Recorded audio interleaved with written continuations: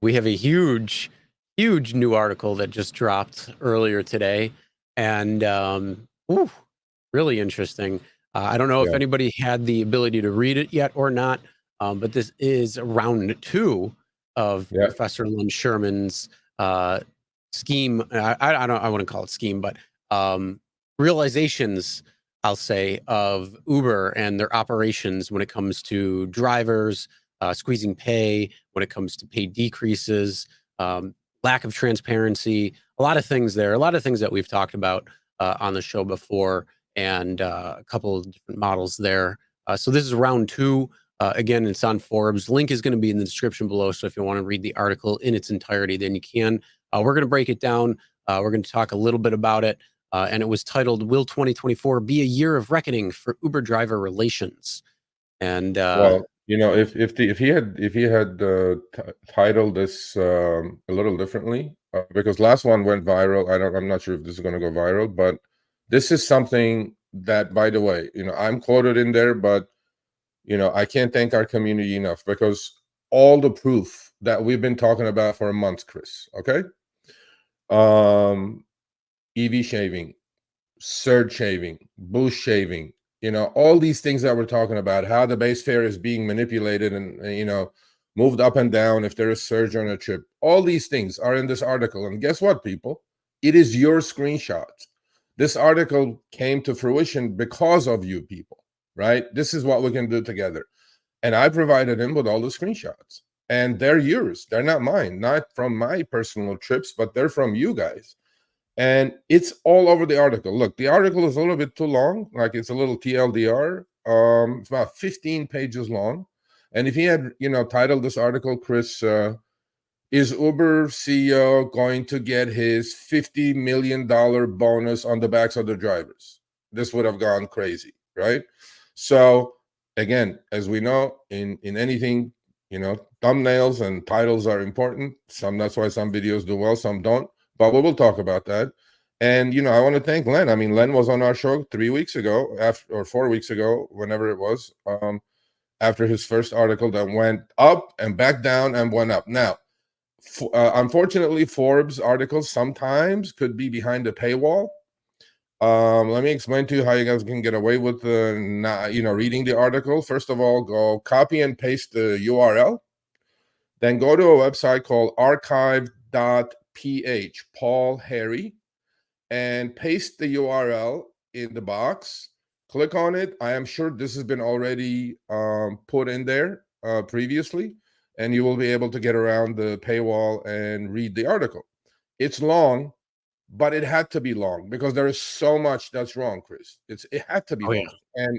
And honestly, I couldn't thank our community more, because without you guys, this article wouldn't have happened. Without a question, it wouldn't have happened, because we have the proof. We have the stuff that's going on. And this should be shared by every single driver. Like there's, I don't know, 300 of you here. All 300 of you are on social media. All 300 of you, are on some sort of Facebook group. All 300 of you are on up.net or Reddit. Please post the link of this article. This article has to go and be read by as many drivers as possible, because this is from the heart of the driver. And I want to thank Len. I mean, look, we worked on it together, obviously, to a point. I wrote a paragraph about my thoughts about where the rideshare game is these days. And, there was one line that I said that I think sums it up pretty much. It was towards the end. Look, these companies are built by the literal blood, sweat, and tears of the drivers. And the respect that we get as rideshare drivers from the C-suites or executives of these companies are nonsense. It's bullshit. If you guys don't want us to complain, pay us better.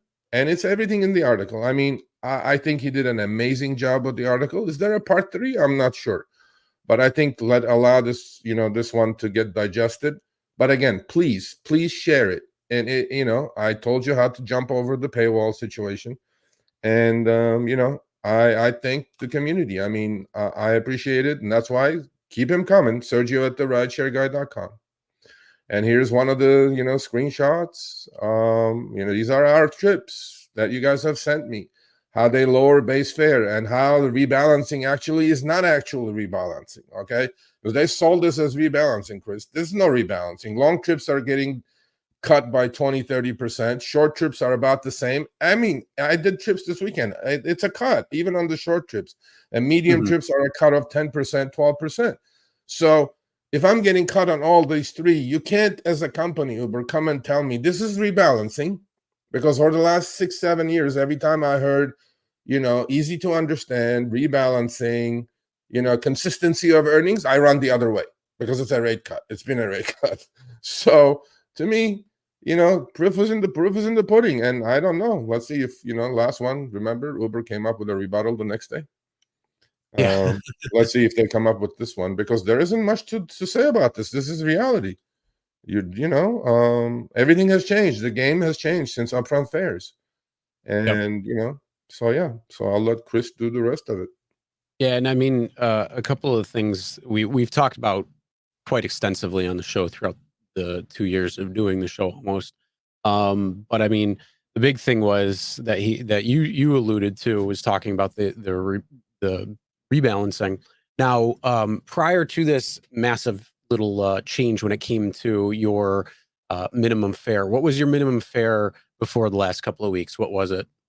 375, 375. 75. So that first ride that he's looking at, because he was using LA rates, Yeah, I those are believe, which would say it says $3 on that first one. So even if it shows $3, that's still a rate cut compared to the 371, because it would be a minimum fare ride. So it would actually be exactly the same. It'd be yeah, exactly the same pre or post, but because he wasn't putting that in there. So that was one thing that I do want to point out. So even though it shows that it would be 27 cents higher, in reality, it wasn't, because the minimum fare would keep it at the yeah. same.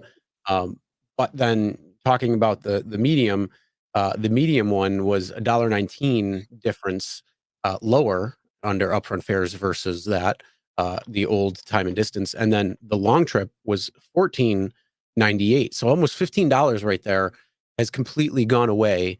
And I mean, like, just think of how much that would be. So it was 36.29, 14 or $15. You're talking about a third of the fare just Yeah. gone, 33% Well, cut right there. And that's what they were saying, about 33% or about 30% lower and about 30% higher. But the problem is your short trips naturally are lower to begin with. So are you going to raise it to a minimum of $8, $9, $10 for a minimum yeah. fare just to equal the balance? So it's like, that's something that I don't, I mean, we didn't really talk about it. Maybe it flew under our radar in terms of that, but it was still something that was on it. Well, But it's in it's the just, article, it it's in was the you article. Like, if crazy. I do one long trip and eat $15, how many short trips can I do to have that Oh yeah. rebalancing happen? You know what I mean? It's It's like, it yeah, doesn't he make says sense. you'd have to accept over 50 short trips to compensate for the pay cut I mean, think about suffered it. on that single long trip. So It's all that this just shows hocus you how pocus stuff, It's hocus it's pocus. I crazy. mean, And then, just kind of going towards the end, there is a couple of actions that he's calling for in this. That's why, yeah, he sets all this up. He provides a lot of information. That's why it is so long. But there's just a few points that he hits on that he's calling for, and I think that's good to talk about. Where it's yeah, establishing more open and responsive channels of communication with Uber's driver community, including regular comprehensive surveys of driver satisfaction, and monitor the impacts of company policies. Town halls, and vastly improved dealer support services. Too many drivers do not currently feel heard, valued, or respected. That's something where we talked about. They put out a poll several years ago at this point that they allude to, saying that, oh, the 2020. driver community is very happy. But Yeah, then we ran our poll, and it says how many percentage people are saying that 71%, 71% were it's, unhappy to extremely dissatisfied. So yeah. And look, then the other, well, one yeah, one other point that we raised was, yeah, you're probably getting a lot of disgruntled people on our poll, but you're also getting a lot of scared people on their poll who are not going to answer it properly because they fear that there could be some sort of retribution by answering negatively, because they yeah, think that their answers are going to be tracked. So they're yeah, probably going to actually start going higher on their polls. So I'm going to call out Uber's own poll by saying it's skewed positively when ours is probably skewed negatively. yeah, And I would say probably somewhere in the middle is where you're going to see the true actuality of how Yeah. satisfied or dissatisfied drivers actually are. Yeah, I agree with you. And look, it's not, our polls are not scientific. Couple 3,000 people vote on it. And Uber said that already. They said you guys are full of shit. It doesn't mean anything. We have 3 million drivers. I'm like, okay, do your own poll. Send it to us. Let's see what they look like. Because last poll you guys ran was 2020. That's 4 years ago. A lot has changed in the last 4 years, Uber. Do your Oh own yeah, poll. especially Get your own based on 300, earnings. 400,000 votes. Yep. And then And, the other thing he's calling for is to be more transparent, and honest in communicating how Uber's business practices impact all company stakeholders. Uber CEO can't just declare perfect transparency; he has to earn it. Drivers quoted in the article reflects dissatisfaction of a large segment of the Uber drivers and his own experience perceiving that Uber is not being straight with them. It's Uber's responsibility to understand and address current sources of misunderstandings, distrust, and demoralization. That was talking about like deactivations, yeah, and just the overall sentiment. I mean, yeah, Reinstate minimum mile and minute pay rates to eliminate these type of trip offer, highlighted in the article, which he's talking about, where we've talked about like the shaving, whether it's EV shaving, upfront tip shaving, all of these different types of things that can roll in. These surges, a lot of that is rolled in, and eliminating almost the base fare entirely, just to add the bonus and to make it seem like it's attractive when in fact you should be getting paid a lot more. So he talks about that, and then accelerate collaborative efforts with government agencies seeking to improve other aspects of driver work conditions, using Uber's own survey highlight areas of greatest driver concern, including safety, sick pay, deactivation protections, improved support services, and faster dispute resolution. So they're talking about a lot of things there. So yeah, yeah, it was a really good article, like I said, overall. Um, yeah. and I then mean, you want to talk it's a about long article. Again, please, the link is in the show notes. Go click on it. The way you get around, Steve? thank you, Steve. The way you get around the archive, I mean, the way you get around the paywall is go to copy the URL into archive.ph box, and then you should be able to read the article if you're on a paywall. Now, I want to touch this for like a couple of minutes, Chris. When Uber went IPO in 2019, September of 2019, the banks had, or the investors had given, thank you, Michael. The investors had given Dara Khosrowshahi, who was the CEO of Uber, a bonus structure. Okay, the bonus structure was that he would receive 1.75 million shares of Uber as a bonus, with a cost price of $33.75 as an exercise price, if the market capitalization of Uber stayed at $120 billion for 90 days on average. Okay. I think, and we know after that what happened. Obviously, 2019, 2020, the pandemic hit, stock never got to $120 billion market capitalization. But Len did a fantastic job. It's in the article, towards the end of the article. You guys look at the chart on the left, okay? And he points out with pointers how important those dates are, okay? And if you guys look at what's happening now, Uber stock has been above 60. So Uber has 2 billion shares outstanding, a little bit more than that. So they have been, for the last at least 30 days that I know of, they have been stock market capitalization has been at 120 billion or more. So he's 1 month into it, okay? When I say he, the CEO, to receive this bonus. So let's calculate quickly. If it stays like this for another 2 months, and this deal, by the way, will expire September of this year. So this deal was given to him for 5 years from 2019 when the company went IPO. So 2019 to 2024 is 5 years. So by September, on average, if Uber's market capitalization stays around $120 billion or more, he's going to receive 1.75 million shares of stock at 33. Well, if he sold it the same day at 60, assuming it's at 60, that's a $55 million bonus. Now, his salary is already there. This is just an extra when the company was going IPO. And my concern with this is that, until that happens, he gets his shares. because it's expiring in September. And what's going to happen is that charge as much as you can, pay as little as you can, is going to continue. And I think, I mean, I wouldn't want to let go of my $50 million bonus that I'm sitting on. All I have to do is go on for another 3 months, and then I'll get my 50 million extra. And I mean, this needs to be told, and this is on the back of the drivers. I'm not going to sugarcoat any of this. I would like to have the $50 million myself, but since they control both sides of the marketplace, they're able to charge as much as they can, obviously with certain price elasticity, and pay as little as they can. And I think they're going to accomplish that. So for the next 3 months, I don't see much changing, Chris. And plus, market's oversaturated. I mean, they had the natural tailwind anyway, and seasonally it's kind of slow. So drivers are going to not have a good time until this guy gets his 50 million bucks.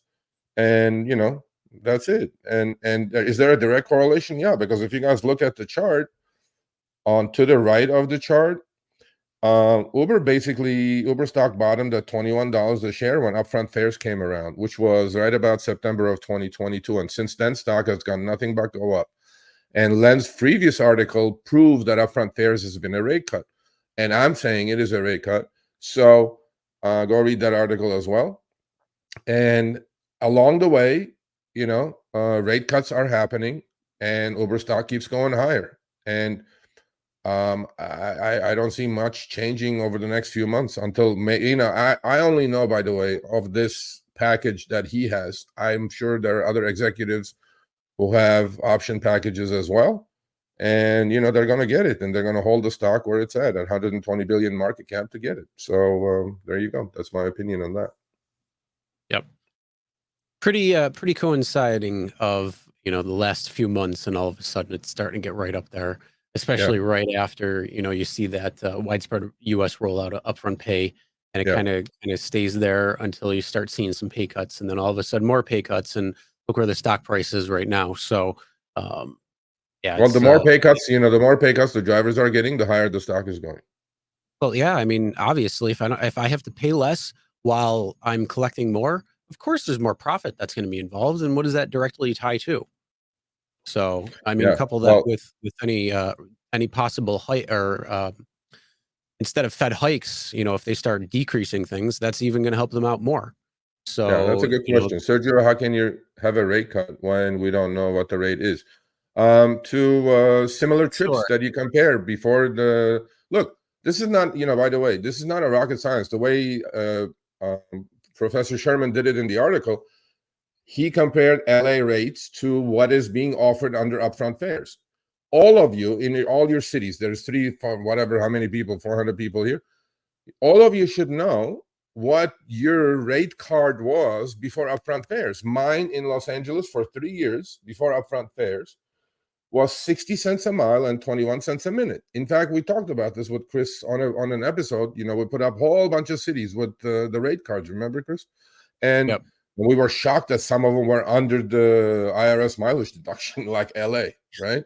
And so at 60-21, it's pretty simple. So to answer your question, if there was a 10-mile, 30-minute trip in LA, I knew exactly what I was going to get paid, meaning 60 cents a mile for 10 miles is $6. 30 minutes at 21 cents is $6.20. So 6 plus 620, I was going to get 12.20. Well, with upfront fares for that trip, now you're getting 11.50. Well, that's a 50-70 cent haircut, right? That's how you're going to know. That's how we calculated all the screenshots. If you have a long trip, 30 miles and an hour, I knew exactly what I was going to get paid with a rate card.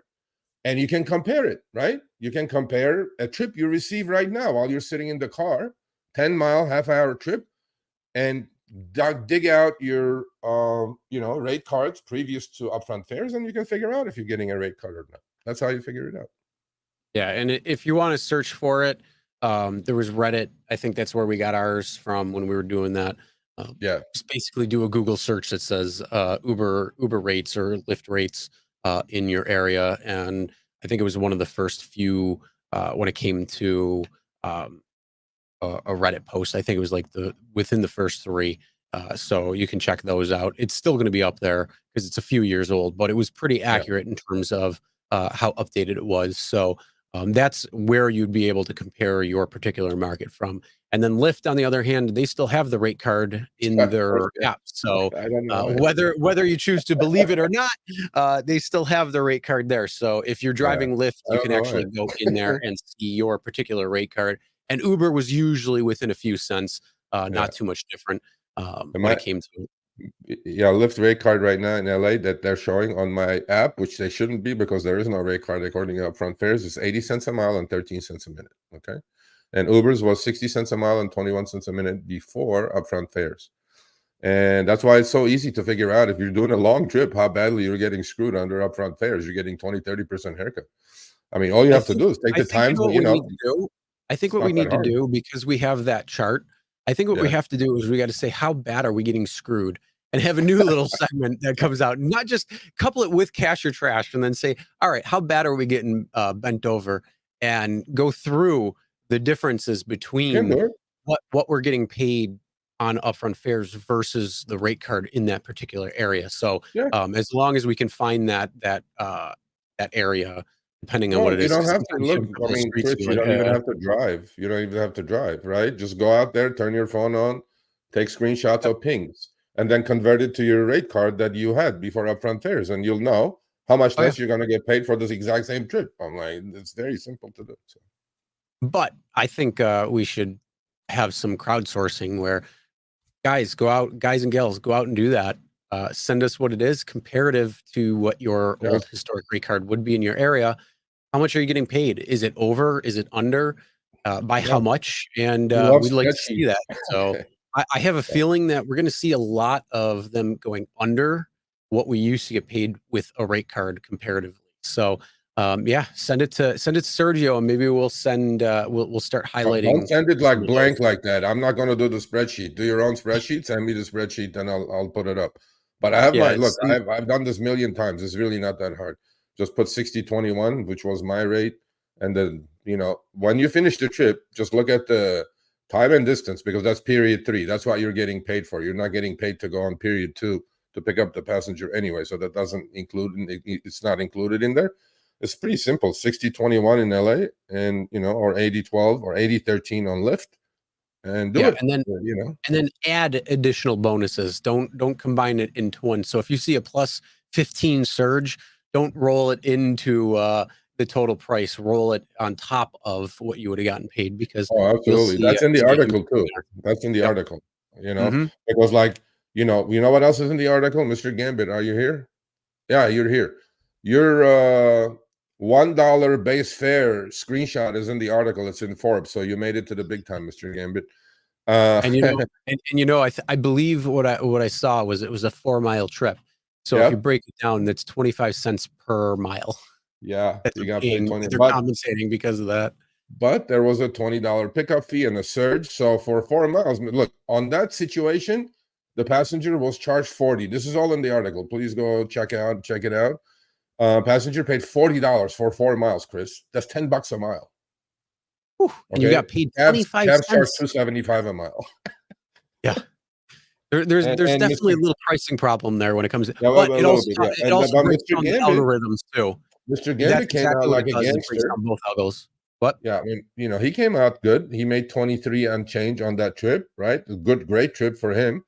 But if you look at this trip that he took on previous to upfront fares, right? For a 4 mile, 15-minute trip, that base fare probably would have been $5-6, right? Plus the surge, plus the pickup fee. Instead of 23, he probably would have made 28 to 30. Uber is still going to charge 40. They still made whatever they made. But Uber is making more now with upfront fares, right? And then when Yep. the first article came out, they go, boo hoo hoo, we're not making that much money. I mean, look, under upfront fares, their take rate is higher. They're making Mhm. more money, and that's why the stock is at 63. I mean, Yeah, hey, well that's not, well, I mean, that's why that proof is in the chart pudding. is going skyrocketing right now. But, Yeah.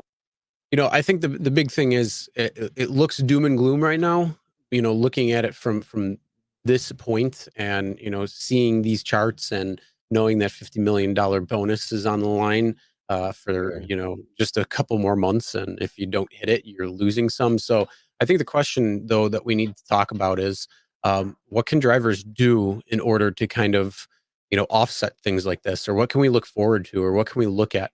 We've kind of discussed this already, the past several weeks when it comes to, trying to do grassroots movements within cities, Yeah. trying to get drivers on board that are going to be, local, and they're going to be in your area. And then that way you have a larger voice, and that way you're able to go to legislators and talk to them and say, hey, look, this is what worked in Seattle. This is what worked in Washington. This is what worked in New York City. This is what's going on in Chicago and Minneapolis and all these places.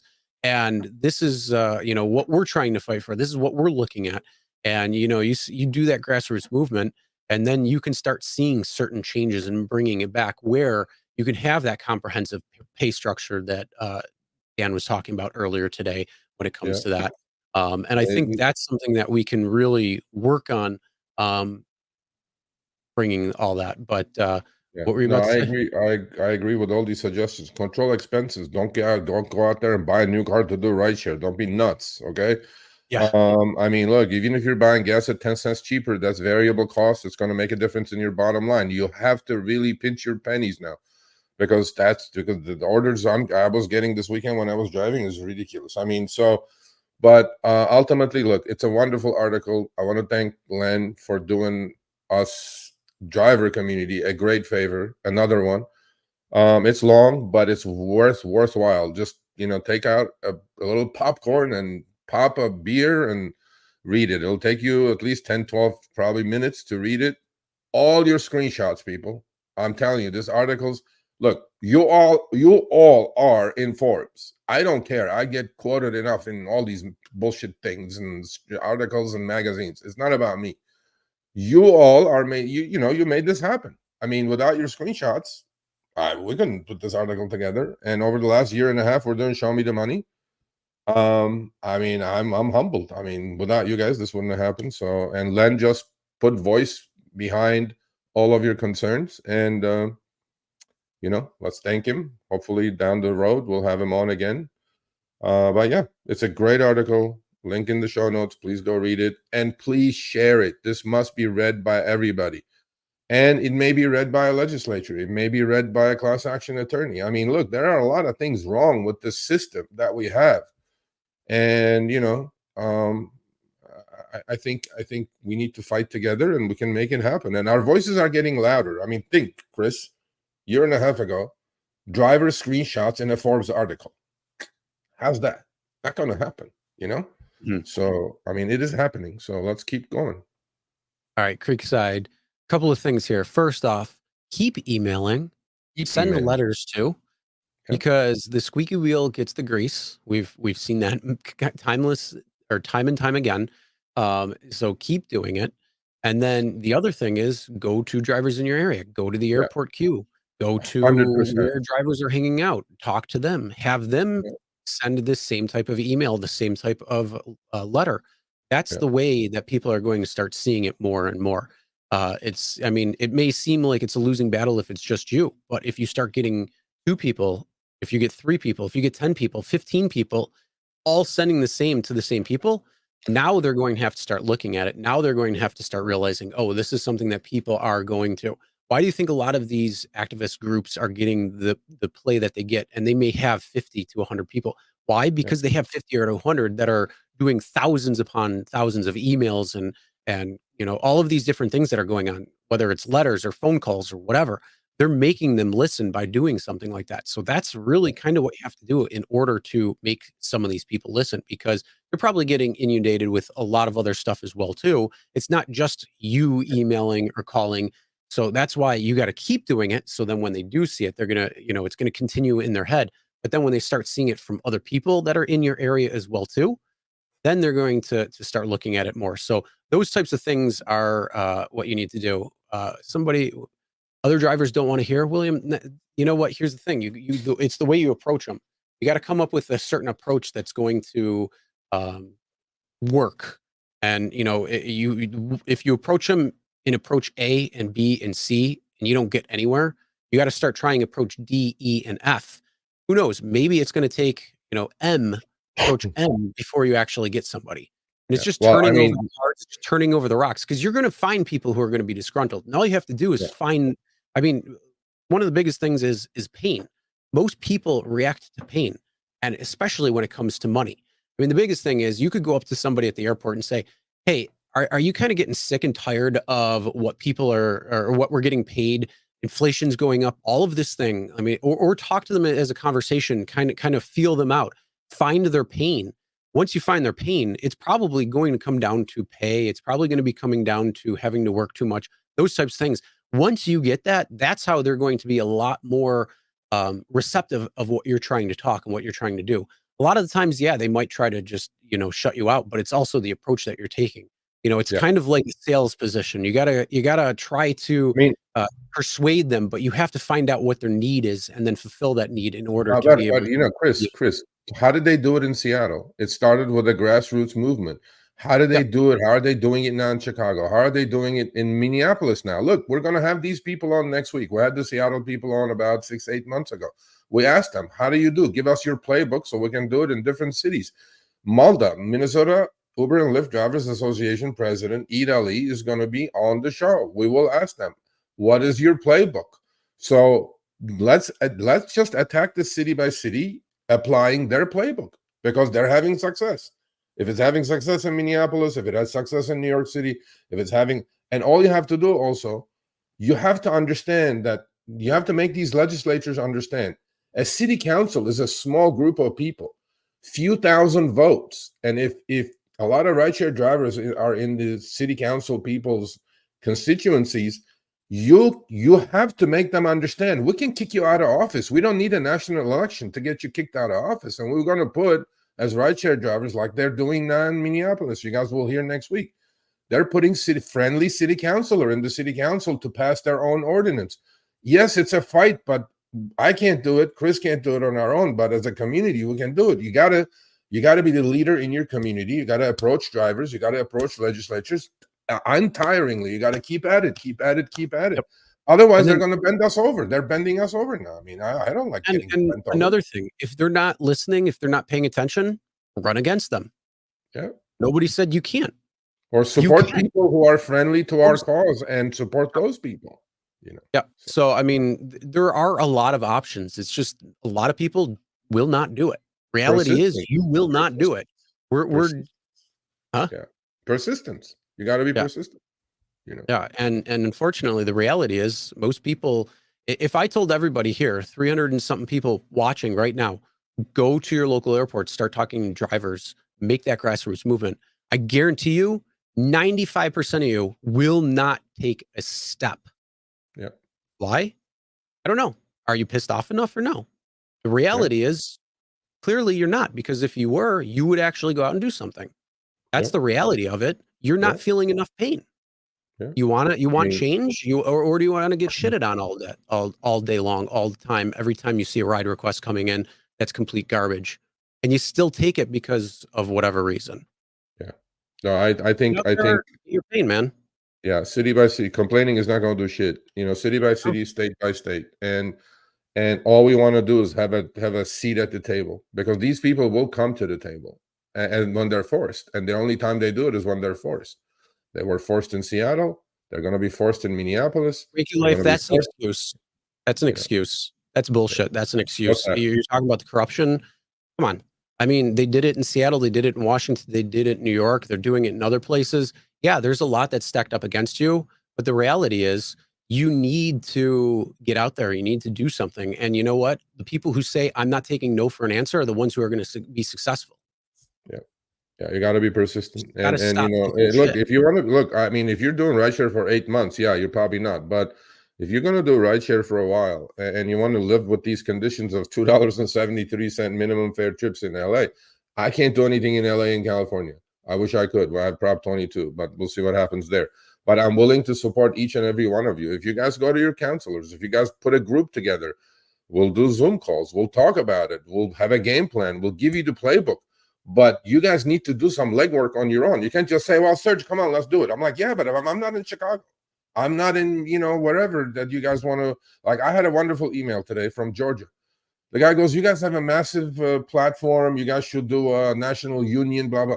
I go, first of all, we cannot unionize. We're independent contractors. Number two, You can have your non-traditional unions like WDU or, you know, or MALDA. You know, they're not your true Teamsters or SEIUs. They're not your traditional unions, but they all started somewhere. You know, in Washington State, few drivers got together at the airport, and then it grew, and then it grew, and then it grew. Look at what they have. They have dollar. By the way, we're misquoting the Seattle rates, Chris. They had an inflation adjustment again. Yep. Now they're at $1.55 and 68 cents a minute, as opposed to $1.50 and 64. These things are possible. You guys need to do some legwork. You can open your mouth and say, feed me. Like, no, it's not going to happen that way. But yeah, so next week, please tune in. Come back. Malda is going to be on. The only way you're going to get the change you want is you have to be active in it. Yep. Indy, awesome. You're vocal in your community. That's great. That means you probably have some personal relationships there, and you're able to leverage that. So that's a real possibility. There you know, you those go. sorts of things. City council. You see, I honestly, I wouldn't want it. I don't want it. I mean, I'd love to make different changes and stuff. A friend of mine actually just ran for city council in a small city, or I mean, a small town that's well outside the city of Buffalo. But you know, I mean, that's the beginning. So it's like, okay, well, she's got somewhere, and now, you know, there's certain points. Her and I get together for Cards Against Humanity, you know, every couple of months or so. And you can leverage those types of relationships. Granted, that's one small little town, but who does she know that you can start turning the cards over to? And that's what you got to kind of do when it comes down to so it. Anyway, but next week, please come back. Tune in, Malda. Hopefully Senator Fatah. I mean, he's a senator in Minnesota, and he's very friendly to the driver group. Look, they're going to pass this ordinance. It's on the 31st. So next 2 weeks, I'm just going to blast email anybody and everybody I know in Minneapolis. Well, our Joe is in Minneapolis. He actually the one that set us up with Malda. And I'm like, look, I want all these voices out. If 10,000 people watch it, 1,000 are Minneapolis, and then it can go affect the Minneapolis law, hey, man, go for it. Yep, there you go. I couldn't have said it better. Okay, we'll finish the segment on this one right there. That's as good as I can say it. You know. All right, thanks for watching. That short little clip was from our live stream, Show Me the Money Club with Sergio and myself, Tuesdays, 6 p.m. Eastern, 3 p.m. Pacific. Make sure you subscribe, turn on all notifications so you'll be notified when we go live, as well as all of our awesome content.